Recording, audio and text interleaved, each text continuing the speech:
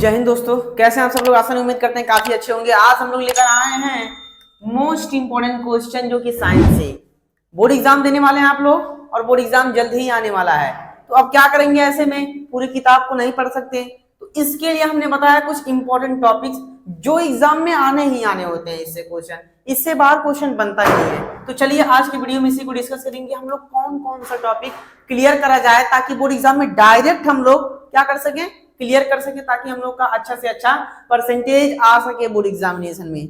सबसे पहले हम लोग केमिस्ट्री से स्टार्ट करते हैं। तो केमिस्ट्री में आप लोग को पता है बहुत अच्छे से, संयोजन अभिक्रिया जो होती है सबसे महत्वपूर्ण रोल अदा करता है आपके बोर्ड एग्जाम के अकॉर्डिंग। बहुत ही महत्वपूर्ण क्वेश्चन है। कौन सा? तो संयोजन अभिक्रिया। याद कीजिए, टीचर्स पढ़ाए होंगे, हम लेक्चर नहीं दिए हैं, लेकिन इसका बहुत अच्छे से बहुत ही जल्दी इसको जितना हम पूरा लिखवाया है टॉपिक सबका बहुत जल्दी सोल्यूशन लेकर आएंगे। तभी आप लोग इसको देखिए, टॉपिक किताब से पढ़ते रहिए। मिलते हैं 2-3 दिन के बाद इसका पूरा सोल्यूशन लेकर के। सबसे पहला क्वेश्चन हमें होता है संयोजन अभिक्रिया, जो कि अपने आप में एक बहुत ही महत्वपूर्ण क्वेश्चन है। दूसरा देखेंगे उसी चैप्टर का ऊष्माक्षेपी तथा ऊष्माशोषी अभिक्रिया। क्या आपने सुना? ऊष्माशोषी और ऊष्माक्षेपी, ये पक्का बन सकता है इसमें से भाई, इसमें से कोनो डाउट नहीं है। चैप्टर 1 वाले क्वेश्चन बहुत इंपॉर्टेंट है, चाहे बायोलॉजी के हो, चाहे फिजिक्स के हो, चाहे केमिस्ट्री के हो। देखिए याद कीजिए, पहले चैप्टर में आप लोगों ने पढ़ा होगा इसको बहुत अच्छे से, तो इसको एक बार नजर से देख लीजिएगा, बहुत आसान है, याद हो जाएगा, लग हो जाएगा।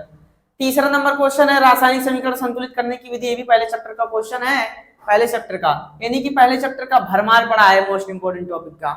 इसको भी थोड़ा सा एक बार देख लीजिएगा, बहुत ही इंपॉर्टेंट रोल प्ले करता है अपने लाइफ में भी, सॉरी अपने बोर्ड एग्जाम में। चौथा नंबर है अम्ल क्षार तथा लवण। इसको कैसे भूल सकते हैं भाई, चैप्टर 2 ही नाम है इसका, चैप्टर 2। याद कीजिए जल्दी से, अम्ल क्षार एवं लवण, इसके बारे में थोड़ा सा पढ़ लीजिएगा। एक टॉपिक है, हम टॉपिक बता रहे हैं आप लोग को, इसमें से अगर पढ़ेंगे भाई तो अच्छा परसेंटेज आने का चांसेस है।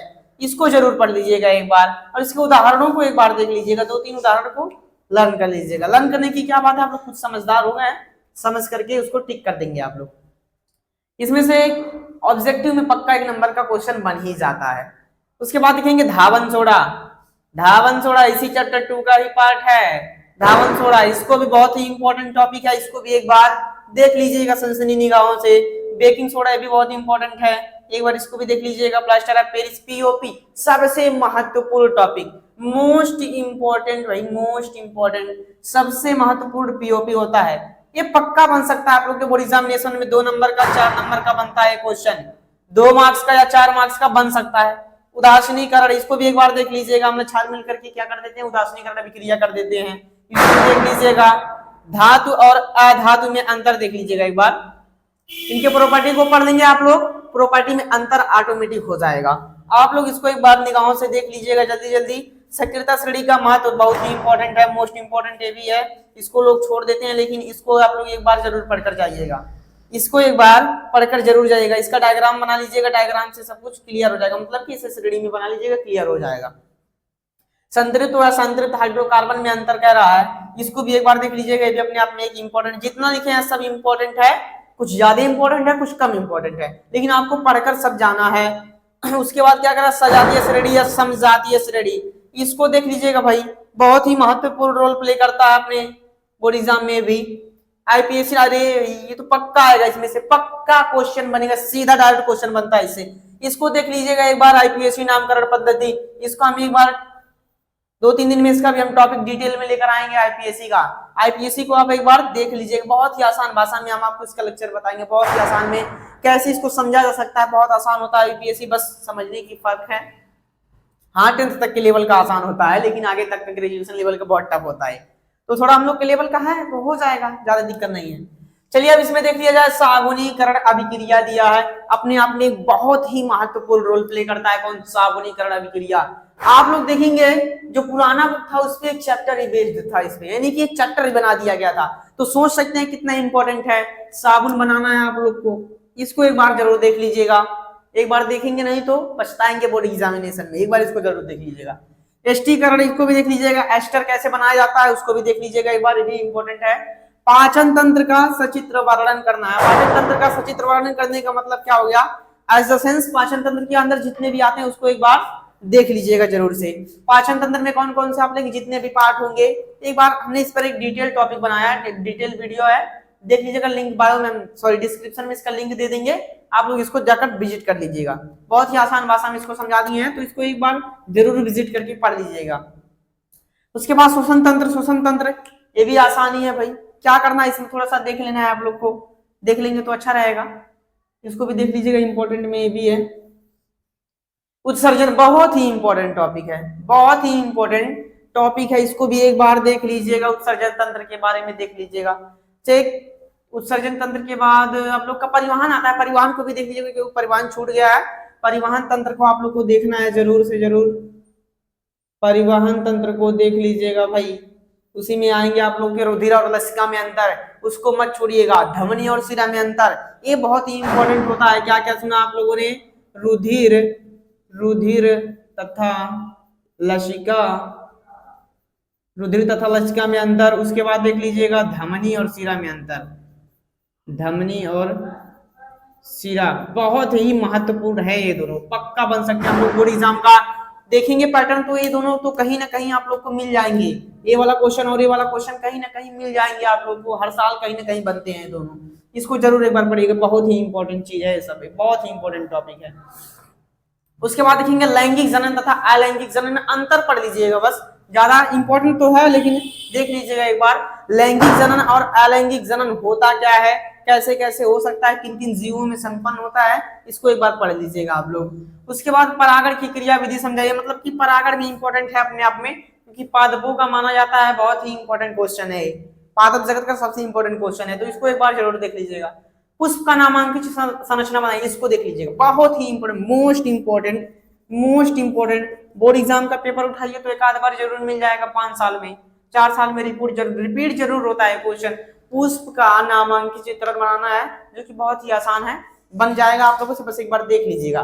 बिना देखे जाएंगे तो हो सकता है दिक्कत करे, लेकिन अगर देख करके जाएंगे तो काफी आसान हो जाता है आप लोग के लिए।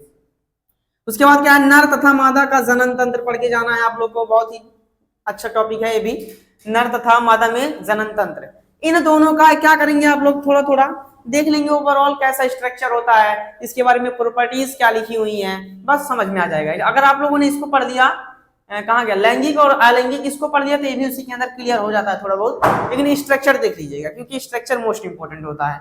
ये देखिए भाई, इसको कहाँ भूल सकते हैं, डीएनए तथा आरएनए में अंतर, ये तो बहुत इंपॉर्टेंट है, जो अंतर वाला बता रहे हैं आप लोग को, बहुत ही इंपॉर्टेंट अपने आप में है, डीएनए तथा आरएनए में अंतर, इसको एक बार जरूर पढ़ लीजिएगा। ये भी आप लोग का चैप्टर उसमें से है, इसी में मानव जनन तंत्र में से है, जनन तंत्र का टॉपिक है ये भी, इसको एक बार देख लीजिएगा।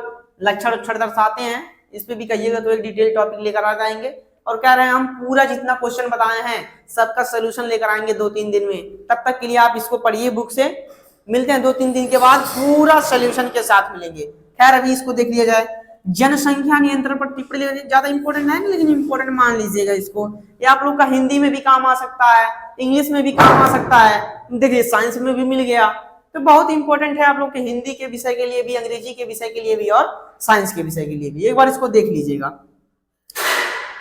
मेंडल के आनुवंशिकता का सिद्धांत, इसको पढ़ लीजिएगा क्योंकि आप लोग को जब तक पढ़ेंगे भाई, जब तक पढ़ेंगे बायोलॉजी, तब तक मेंडल का सिद्धांत मिलता रहेगा आप लोग को, तब तक साथ नहीं छोड़े गए, इसको एक बार देख लीजिएगा जरूर, मेंडल के बारे में पढ़ लीजिएगा, उनका सिद्धांत क्या था, उनका नियम क्या था, इसको एक बार विजिट कर लीजिएगा अपने बुक पर। एक संकर तथा द्विसंकर संकरण में अंतर देख लीजिएगा, या फिर इन दोनों के बारे में डिटेल में पढ़ लीजिएगा, थोड़ा बहुत ज्यादा इंपॉर्टेंट है नहीं, लेकिन है, अगर लिखे हैं तो कुछ ना कुछ इंपॉर्टेंट जरूर है। देखिए उसके बाद क्या करें, मानव मस्तिष्क का वर्णन कर दीजिए, चैप्टर 2 का है आप लोग का, कोऑर्डिनेशन का समन्वय का चैप्टर है, चैप्टर में से क्वेश्चन बना हुआ है, मानव मस्तिष्क का वर्णन कीजिए, मानव मस्तिष्क का डायग्राम देख लीजिएगा, थोड़ा थोड़ा डिटेल उसके बारे में जान लीजिएगा, किसका क्या कार्य होता है, जैसे पोन्स का क्या कार्य होता है, सेरेबेलम का क्या, बेलम का क्या काम होता है, सेरेबेलम का, मिडुला का क्या काम होता है, सबके बारे में थोड़ा थोड़ा देख लेंगे तो ठीक है, क्योंकि आ सकता है भाई, एग्जाम है तो आ भी सकता है, इंपॉर्टेंट भी है। तंत्रिका तंत्र, इसको मत भूलिएगा, तंत्रिका तंत्र के विषय में लिखें, तंत्रिका तंत्र बहुत ही इंपॉर्टेंट होता है, अपने आप में एक बहुत ही महत्वपूर्ण टॉपिक है, इसको एक बार पलट करके पेज को जरूर देख लीजिएगा, इन दोनों के बारे में भी जरूर से देख लीजिएगा। तब तक के लिए स्क्रीनशॉट मार लीजिए, हम साइड में हो जाते हैं, स्क्रीनशॉट मार के तब तक आगे वाला क्वेश्चन मिलते हैं आप लोगों से। चलिए देखते हैं आगे का जो क्वेश्चन बचा था, ये भी बहुत महत्वपूर्ण था, क्योंकि अब फिजिक्स का क्वेश्चन स्टार्ट होने वाला है, तो फिजिक्स का देख सकते हैं अकेले 20 क्वेश्चन है इसमें, क्या अकेले 20 क्वेश्चन केवल फिजिक्स का ही है। तो फिजिक्स जान सकते हैं कितना महत्वपूर्ण होता है। तो फिजिक्स को सबसे पहले आप लोग जानते हैं, पहले चैप्टर को जो प्रकाश का परावर्तन तथा उसके नियम होते हैं बहुत ही महत्वपूर्ण होते हैं। इसमें से 1 नंबर ऑब्जेक्टिव में बन जाता है, कभी कभी 2 नंबर में भी क्वेश्चन बन सकता है। इसको एक बार जरूर पढ़ लीजिएगा। ये भी उसी प्रकार का सेम है, प्रकाश का अपवर्तन लिखना है। जो परावर्तन जानते हैं अपवर्तन को एक बार जरूर पढ़ लीजिएगा, क्योंकि परावर्तन अपवर्तन दोनों भाई भाई हैं, तो इन दोनों को एक बार जरूर से पढ़ लीजिएगा, जो दोनों ही बहुत महत्वपूर्ण होते हैं बोर्ड एग्जाम के बेसिस से। अवतल दर्पण और उत्तल दर्पण की प्रतिबिंब का बनना सबसे महत्वपूर्ण, पक्का इसमें से क्वेश्चन बनेगा, मोस्ट इंपॉर्टेंट है। इसको देख लीजिएगा, इसमें से 2 नंबर का एक क्वेश्चन बनता है, हो सकता है वो 4 नंबर का भी क्वेश्चन बना सकता है। तो इसके एक बार इसको सब 6 कंडीशन है और उत्तल दर्पण का तो 2 ही कंडीशन है, तो एक बार इसको देख लीजिएगा 6 कंडीशन को और उत्तल दर्पण के दोनों कंडीशन को। जब देख लेंगे तो क्लियर हो जाएगा, तो बोर्ड एग्जाम में रगड़ दीजिएगा, कोई दिक्कत नहीं है। लेंस से प्रतिबिंब का बनना सेम वही कंडीशन होता है, बस इसमें लेंस हो जाता है, उसमें दर्पण रहता है। तो इसको भी एक बार देख लीजिएगा, इसमें से भी क्वेश्चन बनता है हर साल, एक बार इसको भी देख लीजिएगा, 4 नंबर में क्वेश्चन बनता है दोनों से। लेंस की क्षमता तथा उसका मात्रक, लेंस की क्षमता निकालने का सूत्र क्या होता है, तो 1/f होता है, किसमें, जब मीटर में हो, नहीं तो 100/f किसमें होता है, जब सेंटीमीटर में हो। तो इसका मात्रक क्या होता है, डायोप्टर होता है। इसको एक बार जरूर पढ़ लीजिएगा। निकट दृष्टि दोष के कारण तथा निवारण भी आप लोग को बता देना है। निकट दृष्टि दोष क्या होता है, होता क्यों है और इसको ठीक कैसे किया जा सकता है, आप लोग की किताब में पूरा वर्णन किया हुआ है, अच्छे से एक बार जरूर इसको पढ़ लीजिएगा। इसका लेक्चर भी हम लोग इंस्टाग्राम करें माइंड स्कूल क्लासेस पर मिल जाएंगे आप लोग को, इसका भी डिस्क्रिप्शन में डाल देंगे लिंक। इसको देखेंगे दूरदृष्टि दोष के कारण तथा निवारण, इसको भी देख लीजिएगा एक बार। जैसे ये दोनों भाई भाई थे, वैसे ये दोनों भी भाई भाई हैं, इन दोनों को अच्छे से पढ़ लीजिएगा दोनों टॉपिक को। मानव नेत्र का सचित्र वर्णन पक्का आ सकता है भाई, बहुत इंपॉर्टेंट है, 6 मार्क्स में आता है हमेशा, जब भी आएगा ताबड़तोड़ नंबर देकर जाएगा। इसको एक बार जरूर देख लीजिएगा, बहुत ही आसान होता है। इसका भी डिटेल लेक्चर हम लोग आप लोग को मिल जाएगा बहुत ही जल्दी, इसको भी एक बार देख लीजिएगा, बहुत ही इंपॉर्टेंट क्वेश्चन है ये वाला। ओम का नियम, इसको कहना पड़ेगा पढ़ने के लिए, ओम के बारे में नहीं, बहुत ही महत्वपूर्ण, आप सब लोग जानते हैं ओम का नियम। जैसे आप लोग 9th में जाएंगे 10th में जाएंगे तो गांव वाले पूछते हैं ओम का नियम याद है, तो यही ओम का नियम है, पूछ लेते हैं डायरेक्ट, ओम का नियम याद है, यही है भाई, बहुत ही इंपॉर्टेंट है अपने आप में, बहुत ही महत्वपूर्ण है। तो ओम के नियम को एक बार जरूर पढ़ लीजिएगा। ओम ने जो नियम दिया, बहुत अच्छा नियम दिया, इसको एक बार जरूर पढ़ के जाइएगा, बोर्ड एग्जाम में पक्का आ सकता है। विद्युत धारा, ये सब तो कहना नहीं पड़ेगा, ये सब न्यूमेरिकल बनता है, आप लोग को मजबूरन पढ़ना पड़ेगा इसको।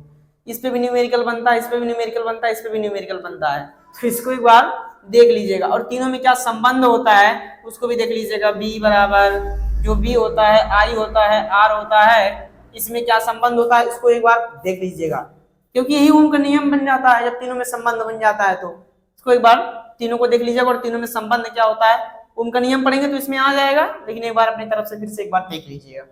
चलिए आगे का देखते हैं क्या है, श्रेणी क्रम संयोजन, यानी कि श्रेणी क्रम में प्रतिरोधों को कैसे जोड़ा जाता है, इसको पढ़ लीजिएगा, इसमें भी न्यूमेरिकल बनता है। समांतर क्रम में संयोजन, इसमें भी न्यूमेरिकल बनता है, इसमें भी न्यूमेरिकल, इसमें भी न्यूमेरिकल, और तीनों देख रहे हैं आप लोग, इसमें भी न्यूमेरिकल।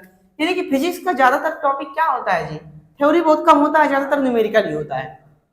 उसके बाद चुंबकीय बल रेखाएं, चुंबकीय बल रेखाओं पर बनता नहीं है, वैसे क्या कहते हैं न्यूमेरिकल नहीं बनता है, लेकिन पूछ लेता है इसका क्या है, चित्र बनाइए, डायग्राम बना करके बता दीजिए। अगर डायग्राम नहीं भी बोले बनाने के लिए, अगर आप लोग बना देते हैं बोर्ड एग्जाम में डायग्राम तो बहुत अच्छा नंबर पाते हैं, बाकी से आप भिन्न हो जाते हैं। तो डायग्राम जरूर बनाकर आइएगा बोर्ड एग्जामिनेशन में। तो चुंबकीय बल रेखाओं, इसको एक बार देख लीजिएगा, बहुत आसान है, भी इजी है, काफी आसान है, एक बार देख लीजिएगा।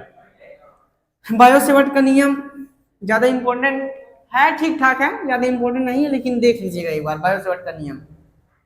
फ्लेमिंग के दायां तथा बायां हाथ का नियम, ये बहुत इंपॉर्टेंट है, मोस्ट इंपॉर्टेंट भाई। कहते हैं फ्लेमिंग का नियम याद है, तो यही है फ्लेमिंग, फ्लेमिंग को देख लीजिएगा। फ्लेमिंग ने बहुत अच्छा नियम दिया था, दाएं हाथ का नियम और बाएं हाथ का नियम, इसको भी देख लीजिएगा। और उसमें संबंध क्या होता है, एफ में क्या संबंध होता है, आई में क्या संबंध होता है, इसमें भी एक बार जरूर से देख लीजिएगा आप लोग। मैक्सवेल के दक्षिणार्थ पेंच का नियम, डायरेक्ट सब लोग इसको नाम दे पेंच का नियम, जाते दक्षिणार्थ पेंच का नियम। मैक्सवेल का नाम थोड़ा सा नहीं जुबान पर आता है लोगों के, तो क्या कहते हैं डायरेक्ट दक्षिणावर्त पेंच का नियम।